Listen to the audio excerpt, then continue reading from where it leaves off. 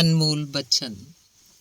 ਜੀਵਨ ਦੇ ਸੰਘਰਸ਼ ਵਿੱਚ ਉਹ ਜਿੱਤਦੇ ਹਨ ਜਿਨ੍ਹਾਂ 'ਚ ਹਾਲਾਤ 'ਤੇ ਕਾਬੂ ਪਾਉਣ ਦੀ ਯੋਗਤਾ ਹੁੰਦੀ ਹੈ। Charles Darwin. ਮੈਂ ਅੱਜ ਸਫਲ ਹਾਂ ਕਿਉਂਕਿ ਮੇਰੇ ਕੋਲ ਇੱਕ ਦੋਸਤ ਹੈ ਜੋ ਮੇਰੇ 'ਤੇ ਵਿਸ਼ਵਾਸ ਰੱਖਦਾ ਹੈ। ਮੇਰੇ ਕੋਲ ਉਹਦਾ ਵਿਸ਼ਵਾਸ ਤੋੜਨ ਵਾਲਾ ਦਿਲ ਨਹੀਂ। Abraham Lincoln. ਆਪਣੇ ਰਵੱਈਏ ਨੂੰ ਬਦਲਣਾ ਹੋਵੇ ਤਾਂ 1 ਮਿੰਟ ਲੱਗਦਾ ਹੈ ਅਤੇ ਉਹ 1 ਮਿੰਟ ਤੁਹਾਡੇ ਪੂਰੇ ਦਿਨ ਨੂੰ ਬਦਲ ਸਕਦਾ ਹੈ। ਅਰਵਿੰਦ ਘੋਸ਼। ਵਿਹਾਰ ਉਹ ਦਰਪਣ ਹੈ ਜਿਸ 'ਚ ਹਰ ਕੋਈ ਆਪਣਾ ਪ੍ਰਤੀਬਿੰਬ ਦੇਖ ਸਕਦਾ ਹੈ। ਗੈਟੇ।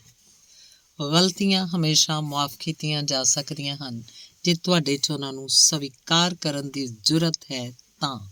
Bruce Lee.